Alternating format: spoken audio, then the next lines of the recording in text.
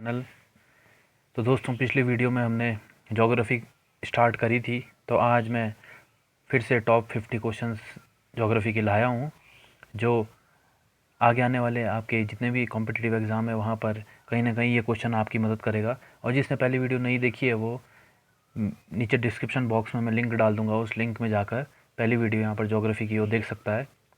तो आइए दोस्तों, ये वाली पार्ट 2 इसका शुरू करते हैं। और ये हमारे प्यारे भारत का मैप। तो मैप बहुत ज़रूरी होता है मित्रों ज्योग्राफी के लिए, और ज्योग्राफी पढ़ने के लिए जिसकी मैप में अच्छी कमांड हो गई तो काफ़ी अच्छे तरीके से ज्योग्राफी के क्वेश्चंस आगे सॉल्व कर सकता है। तो चलिए शुरुआत करते हैं, और अगर पसंद आए तो लाइक, शेयर और सब्सक्राइब जरूर करिएगा इस वीडियो को। तो पहला क्वेश्चन है, largest salt water lake in India. तो ये सांबर झील है, ये राजस्थान में है, और ये इनलैंड ड्रेनेज सिस्टम है होता है, जो जैसे लूनी रिवर है जो वहीं पर ही समा जाती है रन ऑफ कच्छ में, वैसे ही ये सांबर लेक भी है। एंडर हैमिक लेक बोला जाता है इसे। दूसरा, largest fresh water lake in India. तो ये वुल्लर झील दोस्तों, ये कश्मीर में है वुल्लर झील। डेबर सॉरी ये second question, largest fresh water lake, ये वुल्लर झील है। और largest artificial lake in India, ये ढेबर है। चौथा, largest brackish water lake in India. दोस्तों, ब्रैकिश वाटर का मतलब ये होता है कि ना ज़्यादा पानी सेलाइन और ना ही मतलब कि रिवर वाटर जैसा लेस सेलाइन वाटर भी नहीं। रिवर वाटर तो खैर सेलाइन नहीं होता है, और सी वाटर काफ़ी सेलाइन होता है, तो इनके बीच का जो होता है उसे ब्रैकिश वाटर बोलते हैं। और ये चिलिका लेक उड़ीसा में है, तो ये लार्जेस्ट भारत के अंदर ब्रैकिश वाटर लेक इसे बोला जाता है। Next, blackbuck national park is situated इन।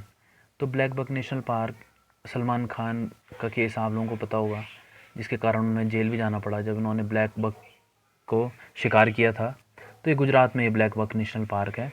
और ये सारे क्वेश्चन दोस्तों कहीं ना कहीं पिछले एग्ज़ामों में पूछे गए हैं, तो वहीं से मैंने आप लोगों के लिए ये क्वेश्चन लेके आया हूँ। तो इन्हें ध्यान से नोट भी करते रहिएगा, क्योंकि आगे वाले एग्ज़ामों में काफ़ी मदद करेंगे आपके ये क्वेश्चन। अगला question, sixth, elimination of top soil is. Sheet erosion. Erosion भी कई प्रकार की होती हैं। सॉइल इरोजन मतलब एयर, वाटर, और ये जब हम पेड़ पुड़ काट देते हैं, डिफॉरेस्टेशन करते हैं, तो उसकी वजह से जो सॉइल होती है वो बहने लग जाती है। कभी विंड से उड़ जाएगी, या फिर पानी से फ्लड आता है तो फ्लड के साथ चले जाती है। तो ऐसी इरोजन के कई प्रकार होते हैं, रिल इरोजन और गली इरोजन और शीट इरोजन। तो जब ऊपर की टॉप सॉइल जब उसका रिमूवल होता है तो वहाँ पर ये शीट इरोजन देखी जाती है। Next question, father of blue revolution in India. तो इसका आंसर है हीरा लाल चौधरी। तो ब्लू रिवॉल्यूशन मतलब कि मत्स्य पालन, फिश प्रोडक्शन में भारत ने जो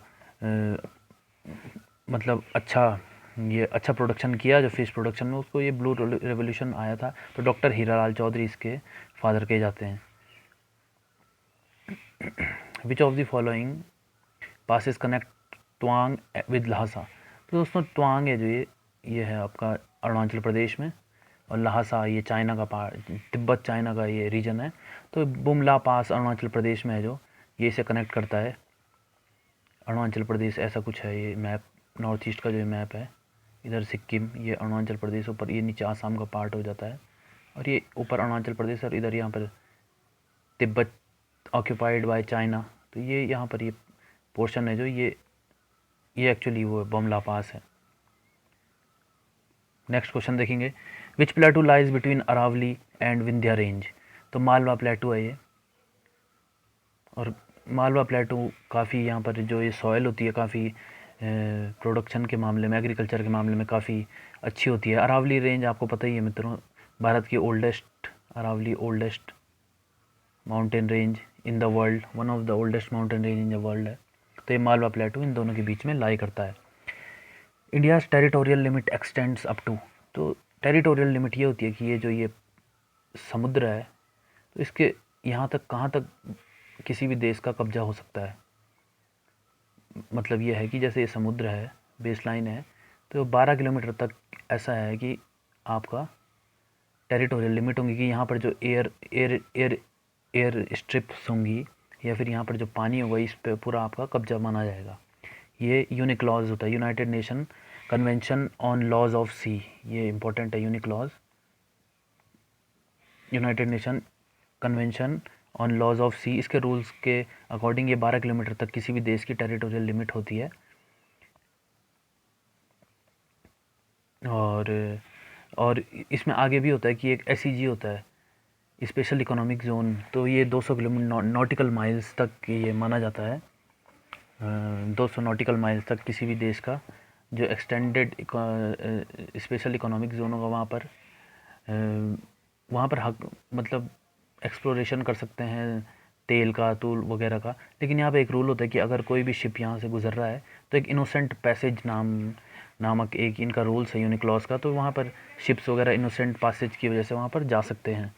तो ऐसा नहीं है कि शिप्स आ गए तो उनको बंदी बना दिया जाएगा, तो इसके कुछ रूल्स हैं यूनिक्लॉज के अंदर।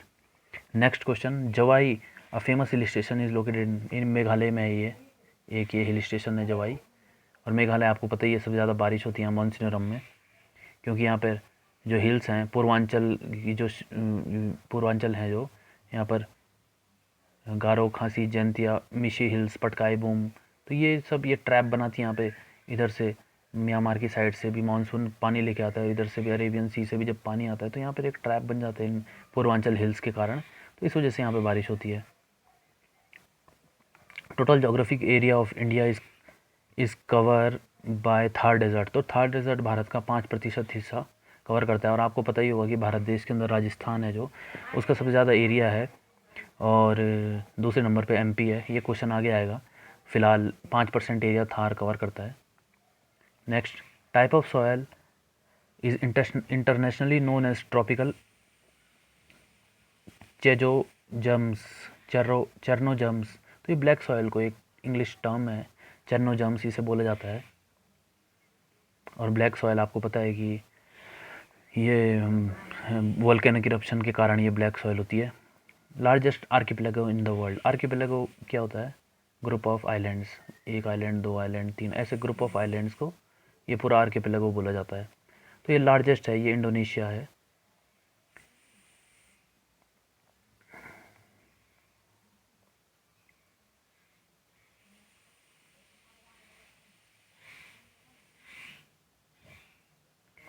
वर्ल्ड लार्जेस्ट पेनिनसुला, तो वर्ल्ड लार्जेस्ट पेनिनसुला ये अरेबियन पेनिनसुला है दोस्तों। अरेबियन पेनिनसुला यहाँ पर आपने देखा होगा, ये जो सऊदी अरेबिया का ये इंडिया है जैसे, तो ये अरेबियन सी है, यहाँ पर पाकिस्तान है, ईरान, तो यहाँ पर ये जो अरब का पेनिनसुला ये दुनिया का सबसे बड़ा पेनिनसुला कहा जाता है इसे। पास लिंक श्रीनगर टू लेह, कौन सा पास है जो श्रीनगर को लेह से जोड़ता है? तो जो जिला पास, ये तो काफ़ी कॉमन क्वेश्चन है और सभी ने ये सुना हुआ है। Largest river basin of Indian peninsular reason, peninsula कल भी मैंने आपको बताया था पिछली वीडियो में कि पेनिनसुला वो क्षेत्र होता है, जैसे भारत का ही पेनिनसुला है तो इधर अरेबियन सी, इंडियन ओशियन और बे ऑफ बंगाल है ना। तो ये अब a land mass that is surrounded by water from 3 sides 1, 2 and 3, तो इसे पेनिनसुला बोलते हैं। तो पेनिनसुलर रीजन की सबसे लंबी नदी कौन सी है? दक्षिणी ये गोदावरी नदी बोलते हैं, गोदावरी नदी है, ठीक है दोस्तों। अब gulf of Mannar is located in, तो गल्फ़ ऑफ मन्नार कहाँ है? तमिलनाडु में। और ये मरीन नेशनल पार्क के लिए भी फेमस है भारत के अंदर, तो इसे याद रखिएगा। Famous for lion tailed McCue, तो एक ये बंदर की एक प्रजाति है जिसका मुंह शेर की तरह होता है और जिसकी पूंछ भी शेर की तरह होती है। तो ये एंडेमिक एक स्पीशी है, एंडेमिक मतलब कि उसी क्षेत्र में पाई जाने वाली, तो वेस्टर्न घाट्स में ये पाई जाती है। एंडेमिक टू वेस्टर्न घाट्स, इसे याद रखना। एंडेमिक मतलब कि ये कहीं और नहीं पाई जाएगी, बस खाली एक पर्टिकुलर रीजन में पाई जाएगी। तो ये लॉयन टेल्ड मैक्यू हो गई, ये वेस्टर्न घाट्स केरला में ये है, ठीक है। Southern most hill range in India, तो सबसे साउथ में हिल रेंज है जो उसका नाम क्या है? तो ये कार्डमम हिल्स है। और ऐसे क्वेश्चन आते रहते हैं कि साउथ इंडिया में जितने भी वेस्टर्न घाट्स और ईस्टर्न घाट्स में ये हिल्स हैं इनके नाम पूछ लेता है कि वेस्टर्न घाट की सबसे ऊंची चोटी कौन सी है? नाईमुड़ी, या फिर दोनों वेस्टर्न घाट्स और ईस्टर्न घाट्स कहाँ मिलते हैं? तो वो नीलगिरी हिल्स हो जाएगा। और या फिर ईस्टर्न घाट्स की सबसे ऊंची चोटी कौन सी है? या फिर और ऐसे काफ़ी क्वेश्चंस आते हैं ये साउथ इंडिया से, तो इन पर भी आपको काफ़ी नज़र रखनी चाहिए और आप इन्हें नोट भी कर सकते हैं। Great barrier reef is located in, तो ये दुनिया की सबसे बड़ी कोरल रीफ है और ये ऑस्ट्रेलिया में है और ये लगभग 3 लाख प्लस स्क्वायर किलोमीटर का एरिया कवर करती है।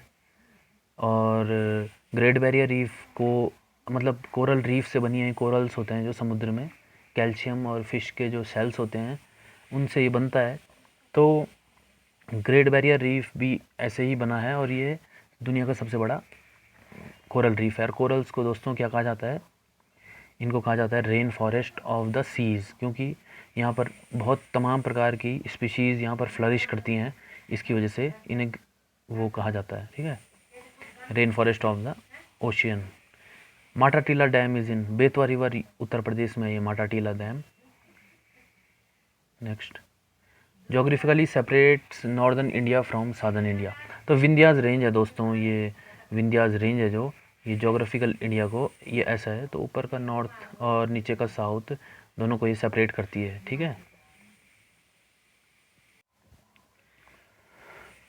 तो दोस्तों ये विंध्या रेंज हो गई, नॉर्थ इंडिया और साउथ इंडिया को जो सेपरेट करती है, Vindhyas range. Soil which crack and shrink when ड्राइज, तो देखिए ये मतलब ये स्वजोतित, हम जोतते हैं, खेत जोतना बोलते हैं ना, जोतते हैं हम, हल वो कुदाल से हल लगाते हैं, है ना। तो इसमें क्या होता है कि जैसे इसमें पानी पड़ता है और ये जब ये ड्राई हो जाती है तो ये अपना आप ही इसमें क्रैक आने लग जाते हैं। ब्लैक सॉइल होती है, कॉटन के लिए, ये कॉटन कल्टीवेशन के लिए काफ़ी लाभदायक ये सॉइल होती है। तो ये आपको महाराष्ट्र एरिया में और मध्य प्रदेश, गुजरात, इन एरिया प्लेटू वाले रीजन में मिल जाएगी ये भारत के अंदर, और अन्य देशों में भी ये पाई जाती है। State union territory least populace, तो सबसे कम पॉपुलस लक्षद्वीप की है, कल भी ये बात हुई थी पिछली वीडियो में। Highest waterfall in the world, तो ये दोस्तों ये 900 मीटर के आसपास ये वाटरफॉल है। इमेज मैंने लगाना भूल गया, वैसे मैंने डाउनलोड करी तो थी एंजल फॉल्स की, वेनेजुएला में है और ये काफ़ी खूबसूरत, अगर आप इसे इंटरनेट में देखेंगे तो ये एकदम से ऐसे बहुत ही लंबा फॉल होता है जो ये पानी का, काफ़ी खूबसूरत ये एंजल फॉल्स वेनेजुएला में है ये। Wind locally known as the doctor, तो हरमाटन, उसमें ये हरमाटन जो ये है अफ्रीका रीजन में, ये सहारा रीजन में सॉरी, ये चलती है और ये थोड़ा कूल होती है, इस वजह से यहाँ पर इसे डॉक्टर कहा जाता है, क्योंकि ये काफ़ी लाभदायक होती है, गर्मी को शांत करने के लिए ये लाभदायक होती है, इस वजह से इसे द डॉक्टर कहा जाता है। Next, vegetation is true index of climate, तो ये एक जोग्राफी के साइंटिस्ट थे कोपेन, उन्होंने ये कहा था कि vegetation is true index of climate, ये कोपन द्वारा कहा गया है। Next, नामचा Barwa is located in, तो नामचा बरवा क्या है, यहाँ पर यू टर्न लेती है क्या, ब्रह्मपुत्र रिवर नामचा बरवा से और नीचे के लिए बहती है, तो अरुणाचल प्रदेश में है नामचा बरवा, इसे याद रखना। और ये वेस्टर्न वो हाँ ईस्टर्न मोस्ट वो है ये हिमालय का, इसका बोला जाता है नामचा बरवा को eastern most extension of Himalayas, ठीक है। अगला, विट्सले divided the whole world into how many type of agriculture region, तो 13 रीजन, ये भी एक साइंटिस्ट थे, जोग्राफिस्ट थे, तो इन्होंने 13 रीजन एग्रीकल्चर रीजन में इसे बांटा, तो इस क्वेश्चन को भी ध्यान रखिएगा आप, ये काफ़ी इंपॉर्टेंट क्वेश्चन है।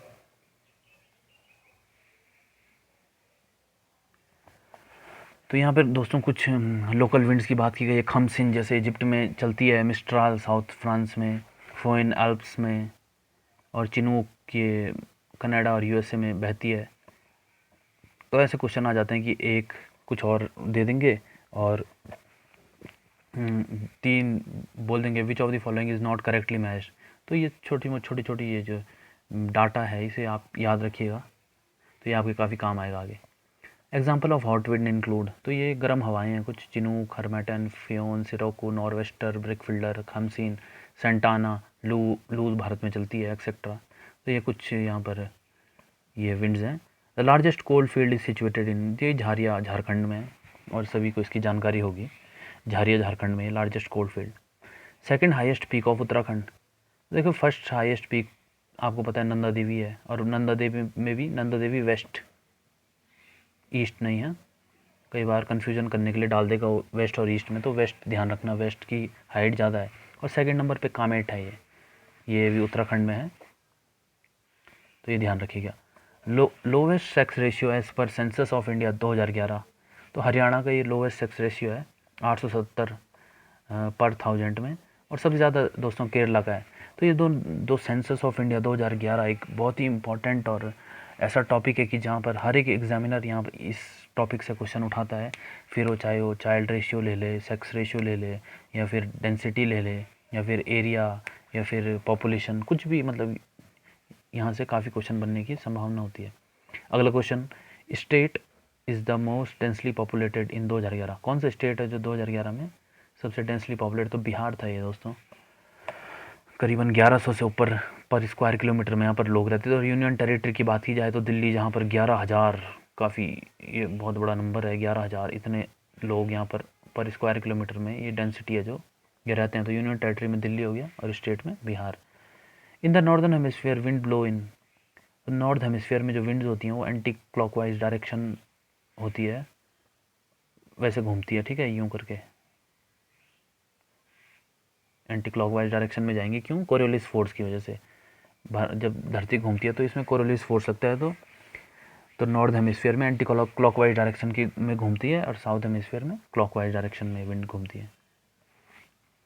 और ये लो प्रेशर, और ये भी याद रखना कि लो प्रेशर एरिया में ये एंटी क्लॉकवाइज डायरेक्शन में घूमेंगी, और हाई प्रेशर एरिया में क्लॉकवाइज डायरेक्शन में ये winds घूमेंगी।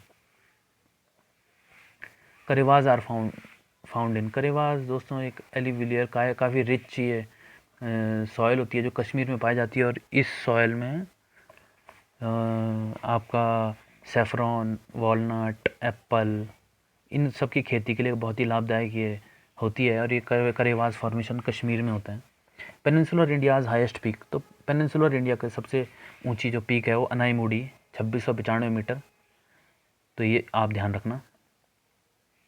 Leading producer of uranium, तो यूरेनियम में कजाकिस्तान सबसे ज़्यादा यहाँ पर इसकी माइंस पाई जाती हैं यूरेनियम की। फिर दूसरे नंबर पे ये कनाडा है। तो ये शुरू के 2-3 कंट्री आप ध्यान रखना, क्योंकि कई बार एग्जामिनर फर्स्ट तो सभी को पता रहता है, तो सेकंड भी पूछ लेता है कि second leading producer of uranium currently, तो उसमें कनाडा वगैरह ऐसे क्वेश्चन ध्यान रखिएगा। अब भारत देश के अंदर 43rd क्वेश्चन बोलता, तुमालापाले यूरेनियम माइन इज, तो तुमालापाले यूरेनियम माइन ये आंध्र प्रदेश में है, और यहाँ पर भी काफ़ी रिच डिपॉजिट यूरेनियम का, जो भारत के लिए काफ़ी लाभदायक हो सकता है। क्योंकि यूरेनियम से आपको पता है कि ग्रीन एनर्जी, ये जो न्यूक्लियर एनर्जी होती है वो ग्रीन एनर्जी के लिए के तौर पे हम इस्तेमाल करते हैं, तो उसमें काफ़ी मदद मिल सकती है हमें। Area occupied by continental slope, ये समुद्र में होता है दोस्तों। कॉन्टिनेंटल स्लोप समुद्र को भी 3-4 पार्ट में डिवाइड किया गया है, ओशियन फ्लोर और ट्रेंचेज और कॉन्टिनेंटल स्लोप। तो 8.5% ये एरिया ऑक्यूपाई करता है continental slope. Next question, Sargasso sea is in which ocean, तो सार्गासो सी दोस्तों एक अटलांटिक, नॉर्थ अटलांटिक ओशन में एक ओशन ये सार्गासो सी पाया जाता है। और इसकी एक खासियत ये है कि सार्गासो सी है जो it is the only sea in the world without land boundary. जितने भी सारे सीज़ हैं दुनिया में उनकी कुछ ना कुछ एक फिक्स्ड लैंड बाउंड्री की लैंड से टच करते हैं, लेकिन ये सार्गासो सी ये गल्फ़ स्ट्रीम और कैनरी करंट और वेस्ट ये जो ये करंट चलती हैं ओशन करंट, तो इसकी वजह से ये गायर फॉर्मेशन करता है, यूँ गोला का फॉर्मेशन। इधर से गल्फ़ स्ट्रीम गर्म जलधारा कैनरी करंट आती है, तो एक गायर का फॉर्मेशन होता है नॉर्थ अटलांटिक ओशन में। इस वजह से ये अटलांटिक ओशन तो इतना बड़ा है, लेकिन इसके बीच में ये सी, इसे डिफाइन किया गया एक सी, तो इसकी कोई लैंड बाउंड्री नहीं है, इसके आसपास पूरा समुद्र अटलांटिक ओशन है, बस यही है इसमें। और इसकी एक खास बात यह है कि इसका नाम सार्गासो क्यों है, क्योंकि यहाँ पर एक सीवीड पाई जाती है, ये फ्लोटिंग सीवीड होती है, सार्गेसियम सीवीड होती है, ऐसे फ्लोट करती है इसके पानी में। ये जो काफ़ी यहाँ पर रिच फिशेस के लिए काफ़ी ये अच्छी है, तो ये सार्गासो इसका नाम उस वजह से पड़ा। Next question, gulf stream is warm current in north Atlantic, तो गल्फ़ स्ट्रीम है जो एक गर्म जलधारा है नॉर्थ अटलांटिक की, और गल्फ़ स्ट्रीम की वजह से ही ये जो ये यूरोप के देश हैं, जो ऐसे यूरोप के देश हैं, जो मेरे पास शायद इमेज होगी दोस्तों इसकी, आपको दिखाना चाहूँगा। ये है गल्फ़ स्ट्रीम, देखिए, तो ये गल्फ़ स्ट्रीम यहाँ से बह रही है, और यहाँ पर जो यूरोप की कंट्रीज़ हैं तो यहाँ पर ये पानी को जमने नहीं देती है, गर्म जलधारा होती है ना, जलधारा क्या होती है, इक्वेटर से जो भी ओशन करंट ऊपर पोल्स की तरफ जाएगा वो हॉट होगा, ठीक है, हॉट करंट। और जो भी पोल से इक्वेटर की तरफ या फिर पोल से ऊपर से यहाँ से नीचे के लिए जो भी जलधारा आएगी वो कोल्ड करंट होगी। ये एक इसका वो है, ठीक है, याद करने का तरीका नहीं, मतलब कि ये यहाँ से जो आएगी वो कोल्ड करंट होगी और इक्वेटर से ऊपर के लिए जाएगी जो पोल्स की तरफ वो हॉट करंट होगी, वार्म करंट होगी। तो कभी भी आप देखना एक सिंपल से, ये जो वेस्टर्न साइड्स हैं जितने भी कॉन्टिनेंट्स की जो वेस्ट साइड है, या फिर इंडिया का ये थार वाला रीजन हो गया, ऑस्ट्रेलिया का ये हो गया वेस्टर्न साइड, तो ये सारे क्या हैं, यहाँ पर डिज़र्ट है, डिज़र्ट का फॉर्मेशन होता है।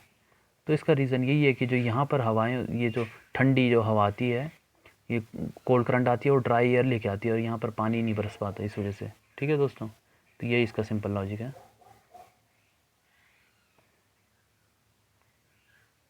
ओशन हैज़ हाईएस्ट सैलिनिटी, तो अटलांटिक ओशन है जिसकी सबसे ज़्यादा सैलिनिटी होती है, और सैलिनिटी मतलब कि सबसे ज़्यादा तेल वो नमक जो पाया जाएगा।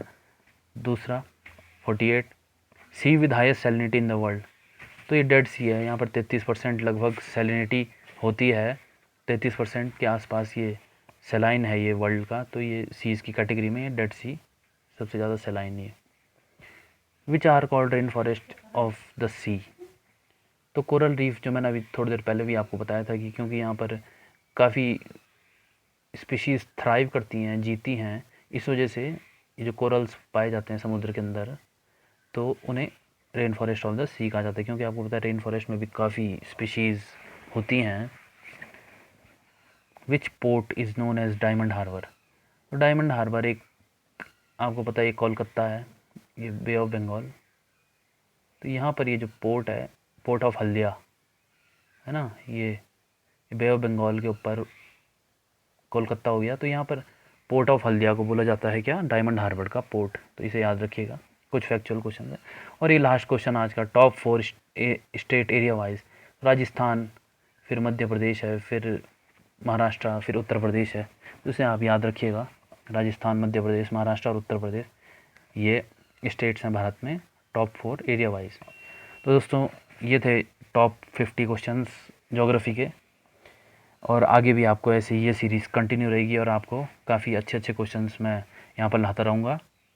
तो आप लोग मेरे चैनल को सब्सक्राइब करिएगा और शेयर करिएगा अपने दोस्तों के साथ, ताकि उन्हें भी इन्फॉर्मेटिव वीडियोज़, और ये सारे क्वेश्चन दोस्तों पिछले एग्ज़ामों में, चाहे UPPCS हो, चाहे कहीं के भी एग्ज़ाम हो, NDA, CDS, रेलवेज़, है ना, तो ये उत्तराखंड पब्लिक सर्विस कमीशन में काफ़ी क्वेश्चंस मैंने वहीं से यहाँ पर ये आपके लिए लेके आया हूँ। तो ये क्वेश्चन पूछे गए हैं, और जो क्वेश्चन पूछे जाते हैं उनकी प्रोबेबिलिटी होती है कि अगले एग्ज़ामों में भी वो वहाँ पर आने की संभावना होती है। तो आप लोग इन्हें ज़रूर से नोट करिएगा और इन्हें पढ़िएगा, ये आपके बहुत काम आएंगे। ठीक है दोस्तों, धन्यवाद, मिलते हैं अगली वीडियो में, बाय।